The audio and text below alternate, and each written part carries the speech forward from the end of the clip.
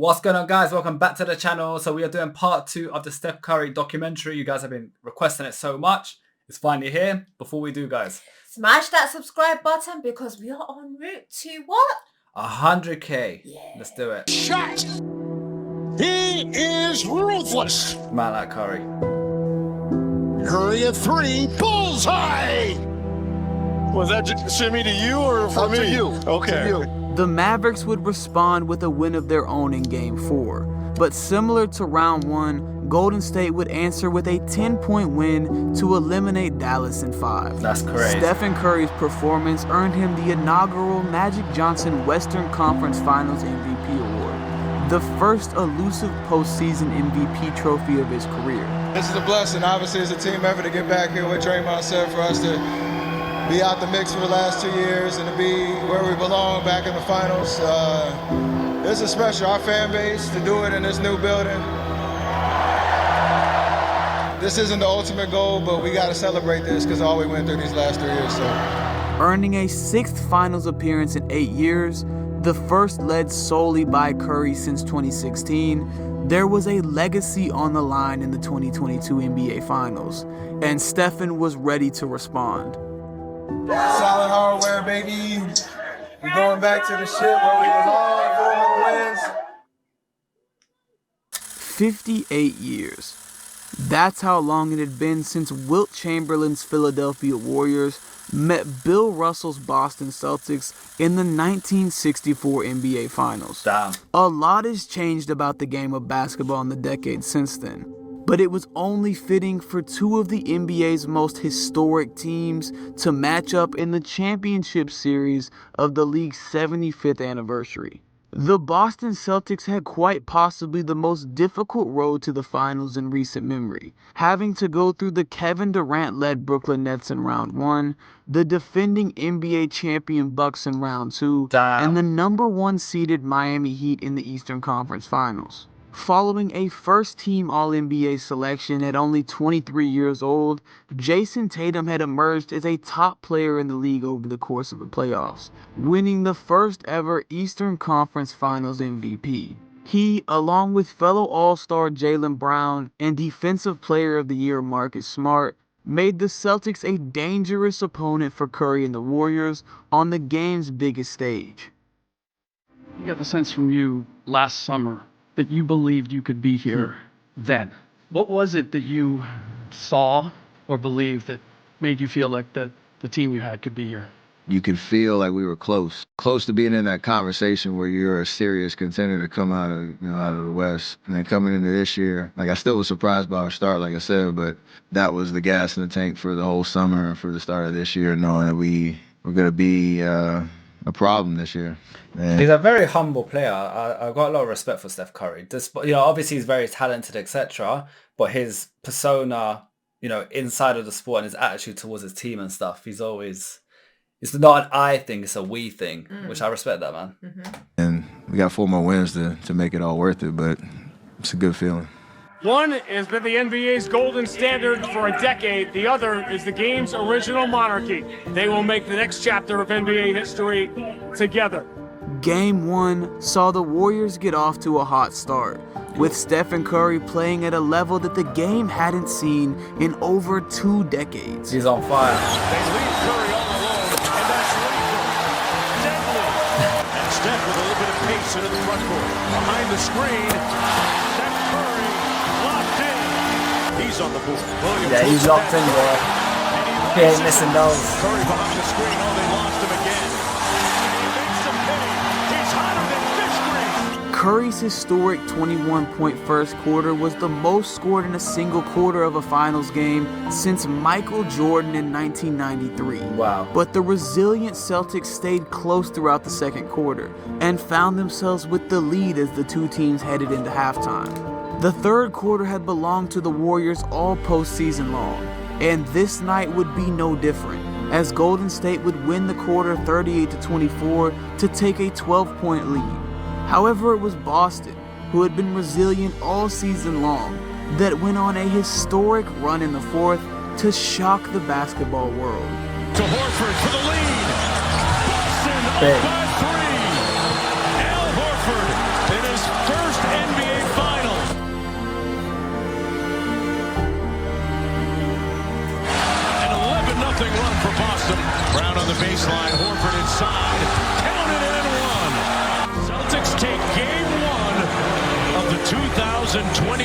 Oh, they won NBA it Finals. on that one. In one of the most surprising upsets in recent finals history, the Celtics had handed the Warriors their first home loss in the playoffs, Damn, stealing home home as court well. advantage and putting the pressure on Golden State for a must-win Game 2. It's not ideal, but believe in who we are, how we responded all year, how we responded in the playoffs after a loss. So learned a lot from that fourth quarter. Obviously, they made a lot of shots. We know they're a good team, so are we. We got to respond on Sunday. They got to spend hard. I feel like when you lose at home, that's very demoralizing because your home games, you should be winning as much as possible, especially on a final. After failing to capitalize on a 34-point statement from Curry to open the series, and facing the possibility of traveling to Boston down 0-2, the Warriors were fully aware of the stakes involved with Game 2 and adjusted their game plan accordingly. Determined to slow down the Celtics' role players' hot shooting, Golden State's defensive intensity was noticeably high, no one more so than the former MVP himself. Stephen Curry would have one of the most impressive defensive performances of his career, holding his own in ISO situations and coming up with 3 steals over the course of the night. On the offensive end, he would continue his aggressive attack, scoring 29 points and knocking down 5 threes to help bury the Celtics 107-88. While getting the win relieved some pressure, it didn't completely solve the Warriors' problems, and they knew they had to steal back one of the 2 games in Boston to regain their chances of winning the series. It's a must-win game. We knew that. Claw our way back into the series, give us some life, and now we get to take the show on the road and try to go win one in Boston. That gave them hope. So it's a good night. As expected, the Celtics were ready to defend TD Garden in Game 3. Let's see. With Tatum, Brown, and Smart all combining for 77 points to help Boston go up 2-1. Curry had come up with another big night, dropping 31 points and playing a big part in another large third quarter for Golden State. But foul trouble had led to an extended stay on the bench early in the fourth quarter, allowing the Celtics to pull away late. The situation is what it is. We're on the road. Must-win game, Game 4. We had a must-win game after a tough one in Game 1, and we got Game 2. So the flow, we still feel like we obviously can win the series, and we gotta come out with the right intensity and focus in Game 4. The pressure's on now. He's meant so much for our team, the whole Bay Area. He's the reason when things were bad that we still felt like we just got to keep working. We're going to figure it out because we still have Steph Curry. Game 4 was once again seen by the Warriors as a must-win. Either they steal back home court with the momentum headed back to the Bay, or they find themselves faced with the notoriously difficult 3-1 deficit that has ended the championship hopes of many contenders. Boston's Garden was rocking from the opening tip, with everyone in the building knowing how pivotal the result would be for the rest of the series. Jason Tatum and the Celtics started the game strong. By the way, guys, you guys have been requesting us to react to Jason Tatum. He is someone on our list, so don't worry. The reaction will happen. He's clearly an outstanding player from what we've seen already in this documentary as well. Bring the Warriors offense shot for shot in a close first quarter. However, it was Stephen Curry, normally known for his quiet demeanor, who had heard the talk from Boston fans in Game 3 and was determined to let them and the world know that this was his moment. Back-to-back long-distance threes and a 5-point lead for the Warriors. Curry gets 3. Gets some contact. Land got it and one. Steph Curry felt the bump. Brown picks up his 3rd. And a chance for a 3-point play. The Celtics had still managed to go on a run in the second quarter, following the lead of their 2 all-star wings on the way to a 6-point halftime lead. But from the moment the team stepped onto the parquet floor for the second half, it was Curry who would elevate his game to legendary status. Let's see. Curry launches a 3. It's good. Curry. It's good. Steph Curry from downtown. Curry again. Oh, Steph Curry from way downtown. He's furious. There was contact. Got pushed over, yeah. Boston would try to stay within striking distance like they had in Game 1. But every time they would get close, it seemed like Steph had an answer, finding ways to score and letting the crowd know exactly what they were witnessing. As the final buzzer sounded, Curry had put on an all-time great performance, finishing with 43 points and 10 rebounds to tie the series headed back to the West Coast. I know you won't say it, but we can. It looks like you are really just putting these guys on your back right now. I know your foot's not right. How are you doing it? Been here 6 times. You got a lot of experience in terms of just staying composed, confident in what you can do. The endurance to be able to fight through the foot and just play my game for, however many minutes I'm out there. But to win on the road and get home court advantage back, big for this group. That's the difference between a good player and a legendary player. Man carried that hard. He did, but this is the thing, like, it shows how hungry he is for his team to win this. And that's when that game, the last game where he got injured towards the end and they had to take him off, then the team lost without him because they couldn't keep the momentum up. It also shows, like, to have a championship winning team, you do need that, at least that one star. You need a team around him, but you need that one star as well that can really elevate your team. So shout out Steph Curry, man. What a performance. My goodness. Yeah. You guys are one of the greatest to ever run that point position. My goodness. By any means necessary, baby. Back at the series. As the first player in NBA Finals history to record a 40-point, 10-rebound, and 7 threes made stat line, Steph's Game 4 did more than just make a statement in the arena. It sent out a message to every fan, critic, and purist the game has to offer. Stephen Curry was not just capable of performing in the NBA Finals. He was out to prove that he's one of the best performers the game's biggest stage has ever seen. Even though the Celtics hadn't lost back-to-back games at any point in the postseason, the odds seemed to be swinging in the Warriors' favor as the series shifted back to Chase Center for Game 5. The confidence from their previous win clearly leaked over early on, with Golden State jumping out to a 24-8 lead with 2 minutes to go in the first quarter. Boston had made a name for themselves all season long with their ability to claw back into games, and despite the early deficit, would put together a huge second and third quarter to only trail by 1 heading into the fourth. Oh my God. Stephen Curry had struggled from beyond the arc throughout the game, and would eventually fail to hit a single three for the first time in his postseason career. But the attention the Celtics paid to him would open up opportunities all over the floor for his teammates. No Warrior saw this impact as much as Andrew Wiggins, who after having a big performance in Game 4, followed up with his best game of the postseason, scoring 26 points and continuing his elite defense down the stretch to help Golden State pull off a 104-94 win. The Warriors were now 1 win away from once again writing their name in history books.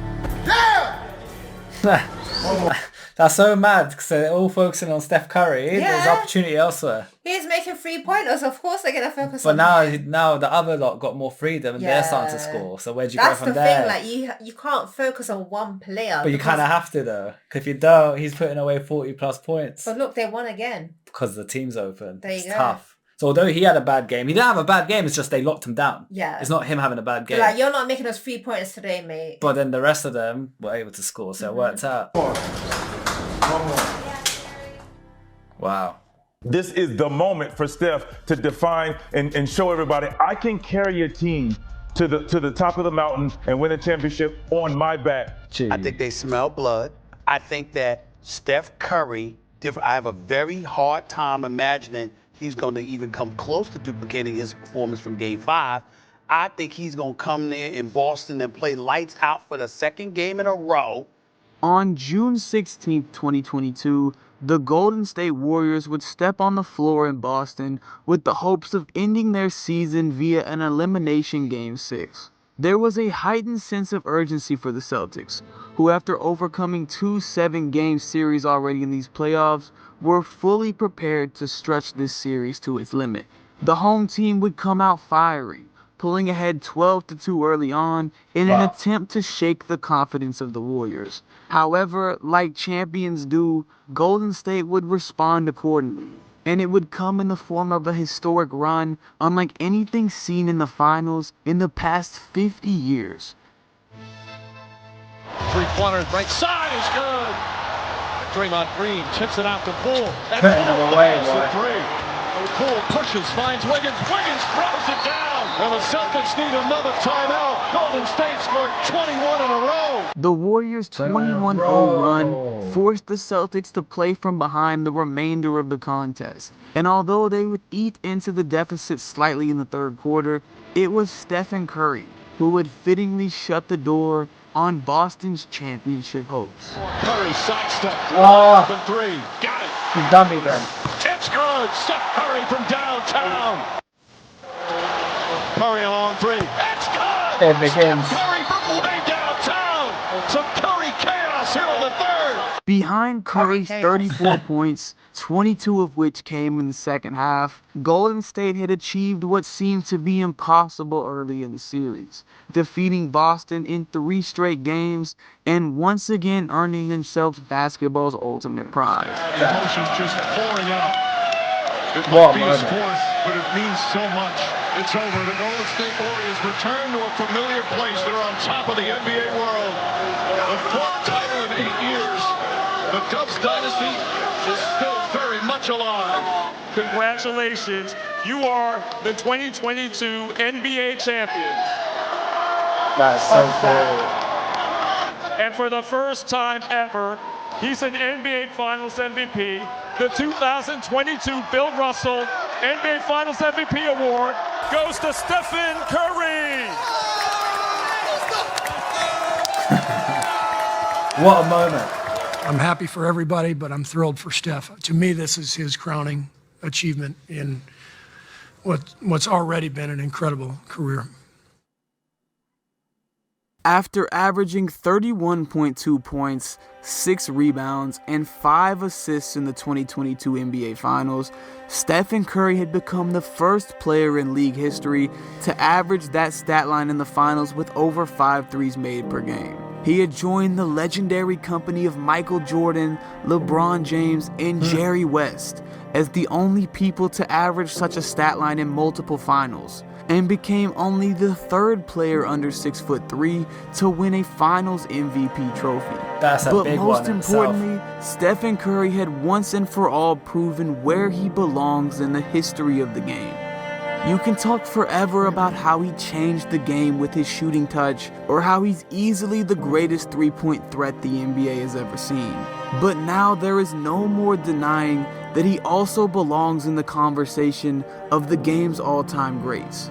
After nearly 3 years of struggles and doubts, Curry had put the Warriors on his back when it mattered most, and carried them to a championship with one of the most memorable finals performances in recent memory. They had said he'd never make it back. They had said he couldn't perform when it mattered most. They had said he needed a finals MVP to validate his legacy. But what are they gonna say now? What are they gonna say? That he's the GOAT now. He's up there, man. So, and I think, like he said, the one player that's under 6'3" to be on that list is crazy. Like, it shows how talented and hard working he is. Because some people have the genetics and they got the size and they got the height. It plays a big part in basketball. It's not everything, but it does. But to think he didn't have that, but he had the ability, like Messi in football. It's just. I'm not gonna lie, like Steph Curry, he deserves it, man. He does. He's such a, when he does these interviews, you can tell he's just a genuine person. He's Humble. kind-hearted, humble, like you said. He cares about his team. It's not just a one-man thing for him. Like, people like that, They deserve it. they honestly deserve it, and he works really hard as Yeah, well. You can tell. Yeah. He's very serious about his craft. Guys, thank you for the recommendation. Comment below what documentary we should do next. We're doing them one at a time. So comment below. The top comment will get watched. For now, peace out. Bye.